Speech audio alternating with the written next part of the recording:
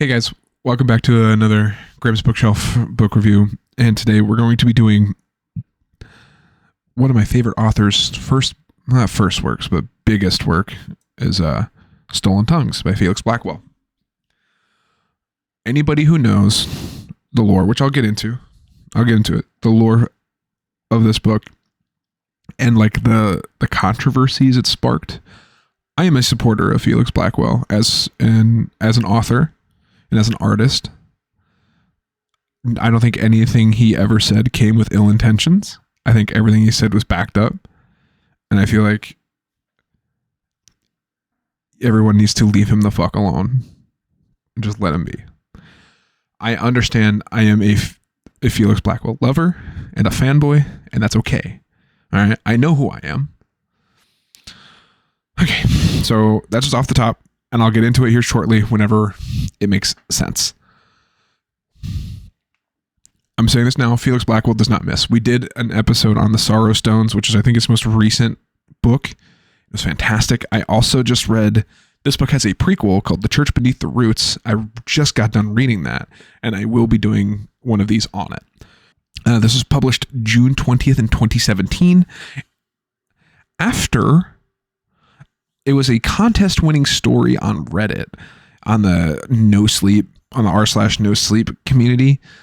Stolen Tongues had received widespread acclaim and apparently is now being adapted into a movie. I didn't know about the movie part until just recently, and I think that's awesome.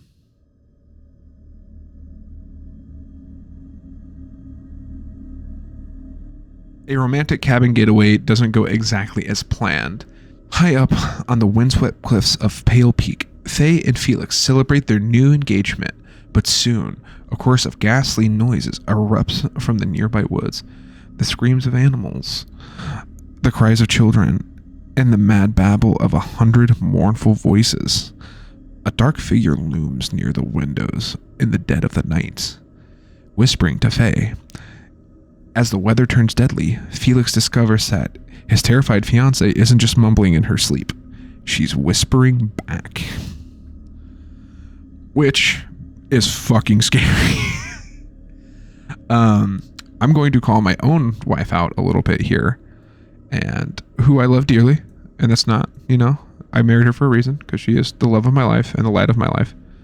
But she talks in her sleep sometimes. And after reading this, it fucking terrified me, because this book is so goddamn scary. And it is scary because it's based in things that everyone knows. It is like a primal fear. It is about hearing voices outside at night that are talking to you, and you recognize voice, and somebody else is talking back in their sleep. It's like calling to them. It is so genuinely unnerving, and so some things I read it and I just went, no, put that thing back where it came from, or so help me. So with this, when the book came out, apparently there's a lot of backlash and a lot of controversy. Some people loved it, some people hated it, because a lot of this is rooted in like native folklore and different tribes folklore and stuff like that. Not anything that I know enough about. If I'm being 100% transparent, I don't know enough about that to speak on it. Okay, I'm just a guy who has an opinion. I understand where these things come from, and if you want to read his post, Felix Blackwell put out a post on the Horror Lit subreddit and reflects on this book and talks about like where he got this from, who the people he talked to, and it's a very long post, but for context, and if you like context, it's definitely worth the read. And some of the like language that is used in it is like not necessarily the most correct language, but it is done on purpose for Anyway, he speaks on it, and he talks about how it is obviously his most sold and most popular book. However, he thinks it's one of his least, like, not his best. And I am inclined to agree. I think the prequel to this book and the Sorrow Stones are both better reads. Not saying this is a bad read, because this book is so fucking scary. But I think as a writer and as a fan, I think The Church Meet the Roots is better written. The Sorrow Stones is better written. But those are other books. We're talking about Stolen Tongues.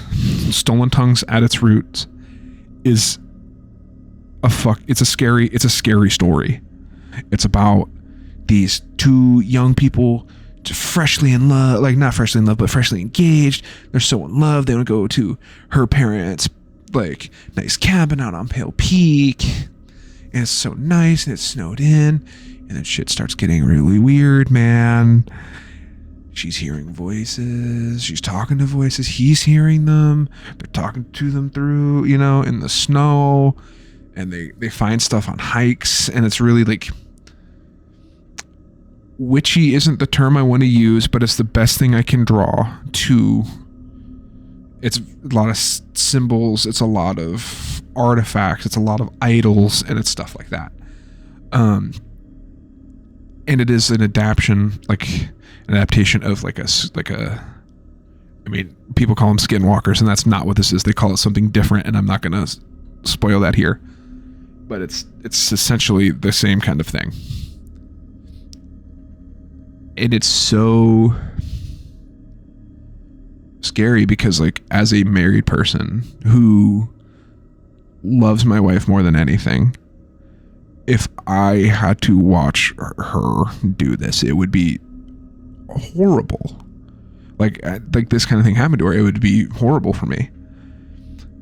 And unfortunately, Faye, the fiance, the main character's fiance, is a fucking victim by her fiance, her fucking family, everyone involved in her life. She is the victim because of everyone else. Everyone else lets her the fuck down. And it is so, and that's almost like the scarier part, man. It's like, fuck.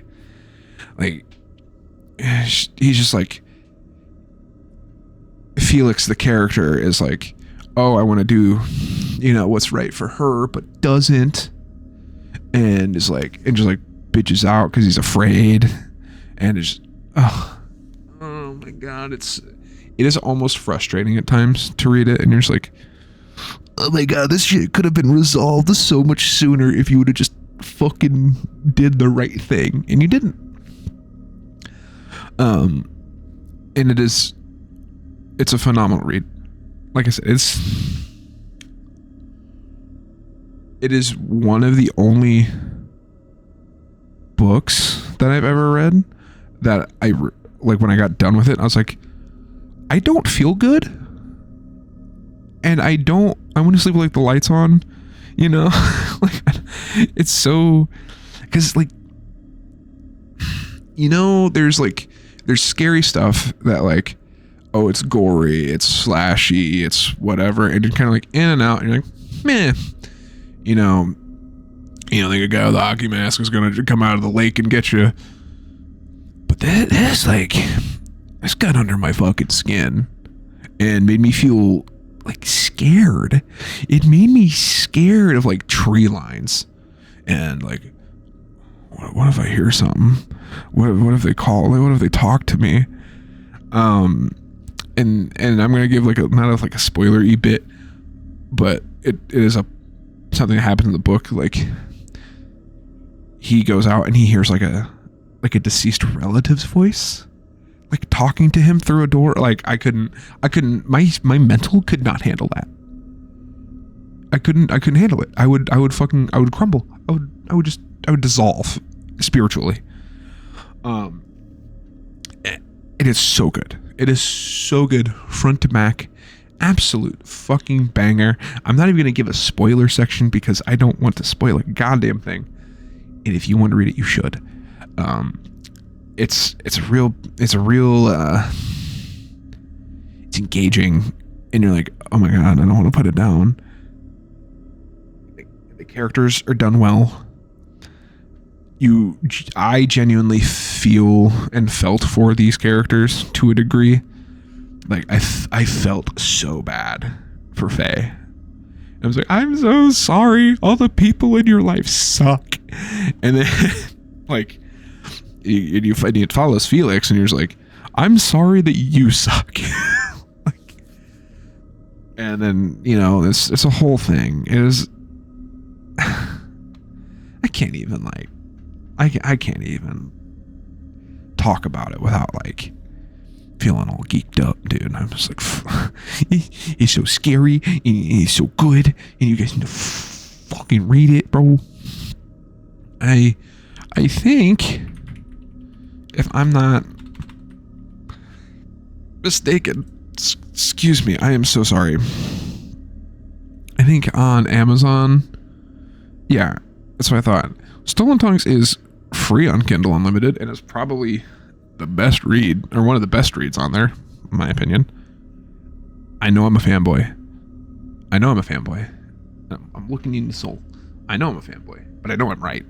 Okay, this book's fantastic. This author's fantastic. He's like my favorite horror writer right now. Him and Adam Neville are the two of my favorite horror writers right now. And S.A. Barnes. There's my three.